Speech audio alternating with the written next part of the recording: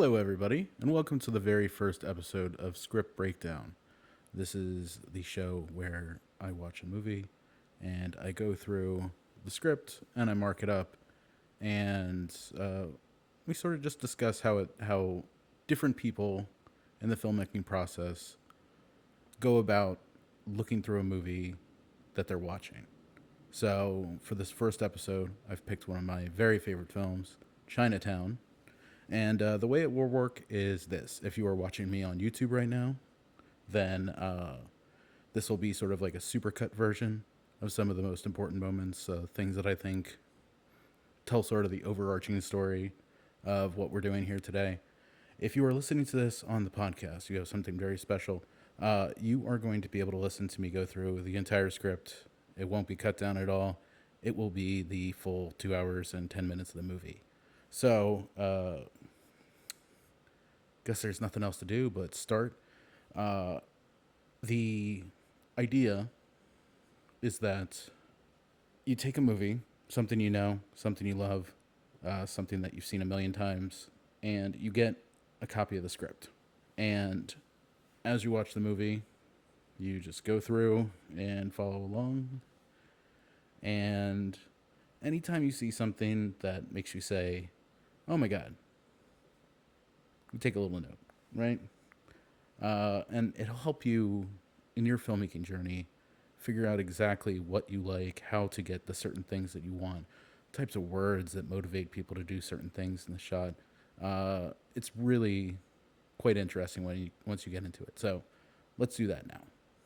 I have this on Paramount Plus right now, so everyone should be able to get at least like a free trial or something like that to be able to watch along. The once great Paramount, the always great Jack Nicholson. Okay, so again, the gist is that you're sort of going back and forth between the screen and the script. You can do the script in paper. I like to do it digitally because it allows me to like move up and down faster. Um, but basically, uh, the one thing I'm really looking for is differences. So I'm looking for maybe something that's in this draft of the script that's not in the final movie. A lot of the things that we're going to do here are going to be somewhere along the process. Maybe they're the script right before they started shooting. Maybe things changed on set. But sometimes the only thing we'll be able to get is a shooting script. And we'll get to that when it is, but that's kind of not quite the same thing as what everyone else does. So we're starting up front here, Curly, looking through the pictures of his cheating wife. He's just given him his worst moment. And how he helps him through this is going to be really important for how the story starts. And right off the bat, we have our first change here. There is a lot with the Curly going, ain't worth nothing about it. You're absolutely right. I want to get her another thought.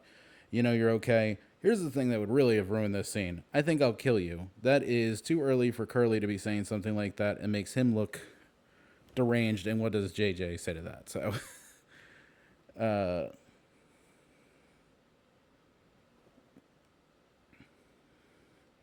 but I will say, Jake on the out is saying, "I want to take your last dime. What kind of guy do you think I am?"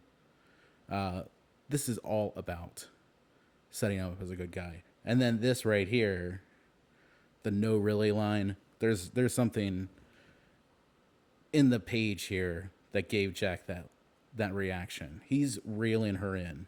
This is a fish on the line right now.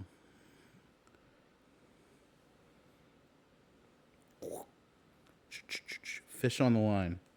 Fish on the line. Just pulling her in. Another thing that is great from the filmmaking aspect of this, and not necessarily in the script, they're going through this long speech. It's important, but it's not. You can kind of be in and out of this part of it. But it's all the important exposition that you need to understand where we are. But nowhere does it say what year it is. But we have FDR, we have Seabiscuit on the newspaper. It gives you a very good idea of where this is set without actually having to say the date at any point. I feel like if I was Polanski at this moment, thank God I'm not, but if I was Polanski in this moment of time, I'd be reading this and saying, I know exactly what this looks like. And I think the hope of any screenwriter is not only that you deliver the dialogue and everything like that you're expected to deliver, but that you are also kind of setting the vision for the director. A lot of people will tell you that it's bad form to tell in your script like what the shot, like the camera sees, like, it's a thing saying like don't do that. I mean, if you're good enough, you can do anything. So just know where you stand in the pecking order. I guess if this is Chinatown, you can do as many as we sees as you want. This part of the script is just a lot of this prose, and Robert Towne is so good at this. Something that people often have problems with screenplays, I had problems with this, is that there's so much going on. There's no dialogue happening anywhere here. It's just Jake watching Mulray going about his day.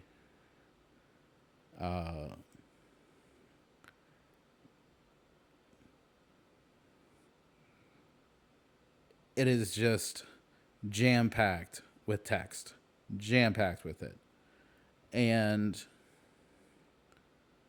it reads so quick. It reads so enjoyably. You have to think when you're a first-time writer that you're going to come from it more like a creative story writing book kind of logic, where you write these like, the sea was angry that day, blah, blah, blah. You got to get to the point. It's a minute a page, so you cannot waste it with unnecessary bullshit, and Towne does not do that because we're literally getting through this in a good pace. Interior glove compartment consists of a small mountain of Ingersoll pocket watches. The cheap price tags are still on them. Geddes pulls out one. He absently winds it, checks the time with his own watch. It's 9:37. As he walks to Mulray's car and places it behind the front wheel of Mulray's car, he yawns again, heads back to his own car. So I was a couple seconds ahead of this, but the amount of time that Towne has spent writing that little piece is roughly equivalent to how long we're seeing it on screen. So you kind of have to have this idea of pacing as far as like how long will this moment actually last. Now, Polanski is making a little bit of a more of a meal out of it here by having just a long set shot of Jake walking up to the car gingerly. And sadly, I've heard rumor, I don't know if this is official, I haven't seen it from a, like, LA Times or KTLA or anything like that, but Kohl's is closing. It's one of my favorite places. So, one of the few things about the script that just, it's the only thing that doesn't make any sense to me. Never understood this joke. And listen, an off-color joke is fine. Like, I don't give a shit. Especially if you're showing a character who enjoys an off-color joke. It sort of says something about the character. This joke was never funny to me. I don't know if I missed something, if I was just born too late for this moment. The fact that he's telling something, a dirty joke that's embarrassing in front of who's only known as young woman in the script at the moment. Like, I just feel like we could have had a better joke here. A classic, redhead, blonde, brunette one would have been great. because obviously having a woman behind him would help make that a little bit more uncomfortable, I think. I love that we are clearly on a later draft of this script, because so much of it is nearly word for word the same as it is in the script that I'm reading right now.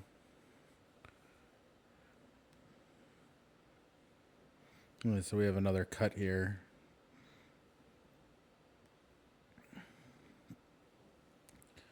Just cut the Escobar giddies a bit. I honestly don't think it really. There's a line here at the end, oh yeah, can you think of something to charge me with?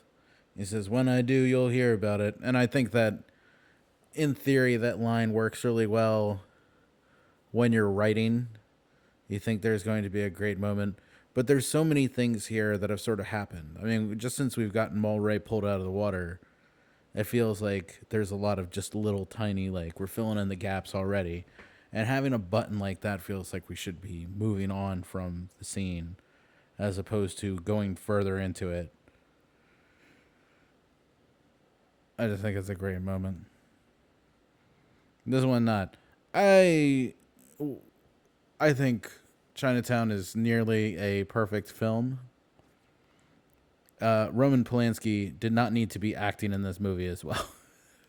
We could have definitely given this to, another actor. I don't like Polanski in this as an actor.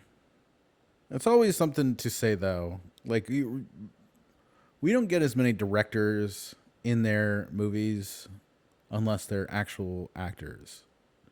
We'll get Affleck and stuff like that doing that. But Polanski can't bring it, yet he knows so well what actors need to do in order to give the performance that he needs. The interesting thing here is that I feel like there was a thought process at some point there that they needed something to happen to get them out of the restaurant, get them out of the Brown Derby.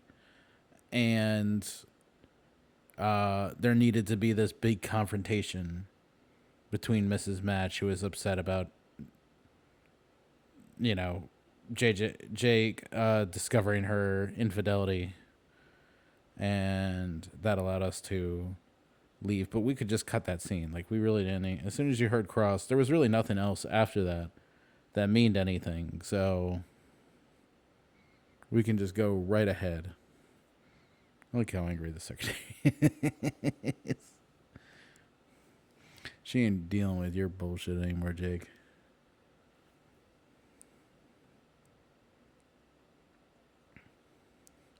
Another fantastic thing here.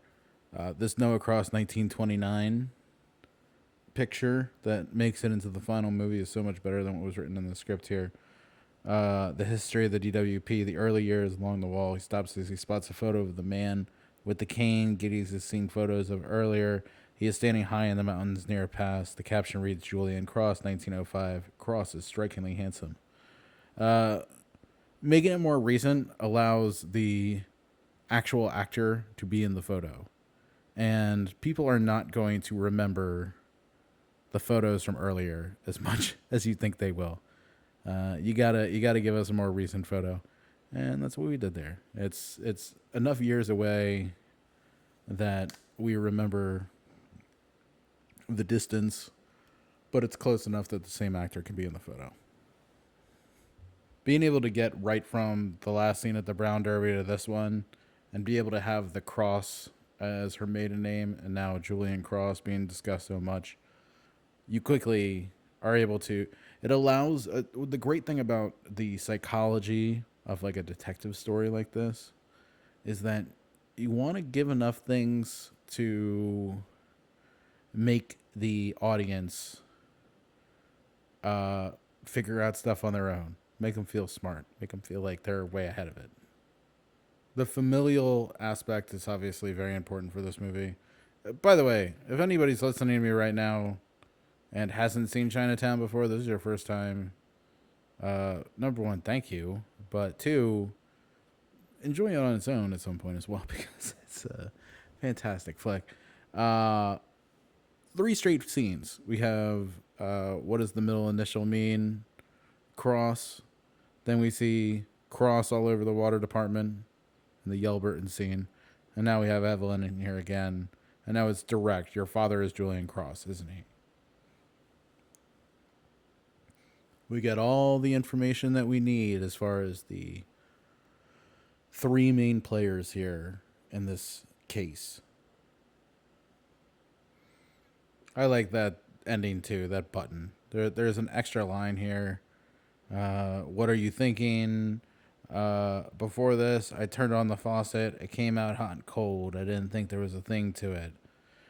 It just feels like an overwritten line. Getting out of here, especially with the "Are you sure?" because you know that Mulray and Cross got into a terrific argument outside of the Pig and Whistle. So Jake knows something that Evelyn doesn't. But he's not going to give up that information unless he has to. And now we're on. And then following that, oh my God, this whole thing that I've been reading here, what a fucking disaster. So we had another scene right before getting to the Albacore Club, driving up to see Cross, where it basically just gives up the whole thing. And not even a particularly well-written, I'm going to see a man called Julian Cross. Ever heard of him? Is the Pope Catholic? I think there's a lot of things to work with here. I'm working for his daughter. That's right. She used to be a looker. She ain't exactly long on the tooth now. She must be 34, 33, 34. You must be thinking of a different daughter. You know, like all of this is just ruining the good surprise. And then we have another wise cut when we get up to the end of the route. Like, starting right in the courtyard veranda. Like, we see Cross, and then we get into the courtyard. That's exactly the way to do it. There's this whole scene here about the... love the smell of horse shit. And... another wise cut. We don't need that at all. We can live without it. I love this little line, so I'm going to read it along while we're watching. Amidst a hall of shimmering dust and heat, parched and dried groves, narrower roads, he passed a ramshackle home next to a rotting orchard. There is a sold sign on the collapsing barn. Giddy's Shops checks it out against the name he had taken from the Hall of Records. It's just like, you never would have known that that was there unless you read the script. You didn't look too good. We thought we better call your employer. We better call your employer. I love that actor's voice. So, I love this subtle line. Tell me, Mr. Giddies, does this happen often to you? Which allows him an opportunity to deflect, to make it seem like his life is a little bit more normal. But the original line, the tell me something, does this usually happen to you, Mr. Giddies? It's subtle. But the change in the final script is massive. I really do feel like it opens up. Salt water.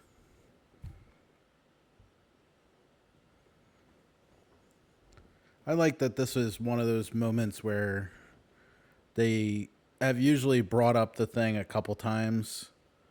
If you needed to know, like Cross, you needed to know that Evelyn was the daughter and everything like that. They said it a couple times. Saltwater, they sort of got one little mention. He's got salt water in his lungs. They take him from the ocean, drop him there, blah, blah, blah. Now we have Saltwater and Jake stops immediately and turns. And now we see the glasses. this is one of the best moments as far as a cut goes, because we would have gone right to Giddy setting up Cross. Like, we know now, at least we think we know what's going on, what's happening. And instead of involving Cross right away, we go to Evelyn. We give her an opportunity. 1712 Alameda. Do you know where that is? Sure. His face says it all with that line. It was originally here in the script. Sure, it's Chinatown, but just the sure does all we need, especially considering we're mere minutes away from getting that. So much better. So much better to have that. That's in Chinatown, ain't it? As opposed to having Jake say anything about it before. Oh, the black eye. I wonder how she got that. Ah, it's Curly. So what I really love about this is we cut the line early on, the I'm gonna kill her, which sounds like it could have been a moment. So clearly, there has been a little domestic violence here. But that is way more appealing story-wise, especially at this time where punching your wife was less less of a problem than it is today. Having him threaten to kill her just ruins everything right up front by showing her with the black eye. It's shorthand, and everyone knows what happens, and you don't really even need to talk about it. Just sort of how it is. So we're back at Evelyn's house, where we were going to have, where we were going to have the call to cross before. So again, we cut that scene at that moment, but now we're going to have it coming right here. And it makes so much more sense. All the pieces are falling into place. You really have to write the script a couple times and go through it before you can see all the pieces falling into place. So I would imagine that earlier on, Town probably thought it was best to get Cross in early and then sort of have him come back into it. But this works so much better because then we call Cross, we get Cross. We figure out that Evelyn killed her husband, and then we immediately go to her. Like there's no time wasted.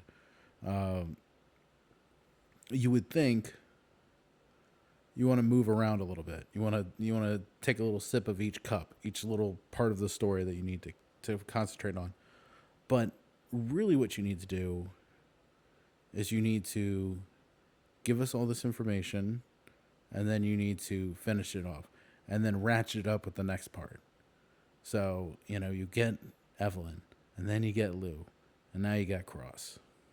Ready afford. The future, Mr. Gitz. The future. I love it. Now, where's the girl? This is one of the... There's so many great scenes in Chinatown. This would be the best scene in almost any other movie, but there's so many other great bits. It's so intricately placed. Another incredible cut right here. Chinatown, love it. Take us to the girl cut next scene. Before, there was either Evelyn allows me to see her or I'm averse to seeing Evelyn in jail. And I have to buy the jail. Hollis and Evelyn. Take us to the girl. Perfect. Get us right to our big grand finale. Almost nothing in this scene. Like, there's little bits and pieces about the scene that are the same. as the script that I have, but it is not the same at all. And I'm telling you right now, this is probably this feels like we have the latest draft of the script. I think we got it. I think we figured it out. And then there was disagreement about the ending. It's just not there yet. It's a perfect movie that is falling short because the ending isn't quite there. And it's absolutely true. The way it is written in the script right now, it doesn't work.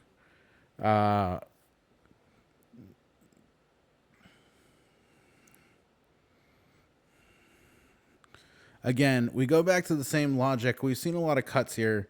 We move that crossing up, or we move that crossing back so we could have cross getting called and then cross being in. We get this scene now where every little bit falls into place on its own. Forget it, Jake. It's Chinatown.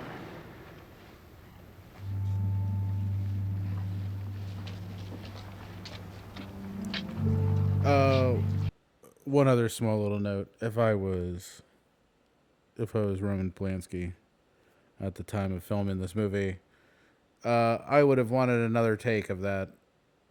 Relax, Jake. It's Chinatown.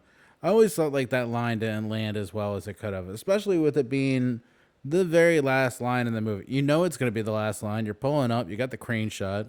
Like, you know this is where you're going to end it. Relax, Jake. It's Chinatown. It almost sounds like an afterthought. Like, get in there. Relax, Jake. It's Chinatown. Like, give a beat. Give a pause. Give us something. I don't think Robert Town needed to do that. That's just me sort of interjecting. I just think that line reading could have been better, especially for our last in the movie. But it's such a small little point. And here we are. We have reached the end. We are not going to continue onto the two Jakes. I don't know if any of you people listening at home have ever seen the two Jakes, but don't do it. So what did we learn? First of all, what an incredible script. And when you get things right, when you figure it out early on, like these drafts don't have to be, taking it over from the beginning. You can just lay it all out, knock it all down. And especially if you're working off of a genre which has sort of a predetermined way of being. But yeah, I love Chinatown. I hope you enjoyed the script breakdown. This is the first episode. Obviously, things are going to go on from here. We'll do more movies. If there's any movie that you want to see, please let me know. I'd be happy to add it to the list. And I don't know exactly when we'll do another one. We got a whole bunch of summer blockbusters coming out, so there will be movie reviews. But as we get into slower seasons on the release schedule, I'm sure there will be more. But thank you so much for listening here today. Thank you so much for watching on the YouTube channel. And I will see you next time. Have a great day, everybody.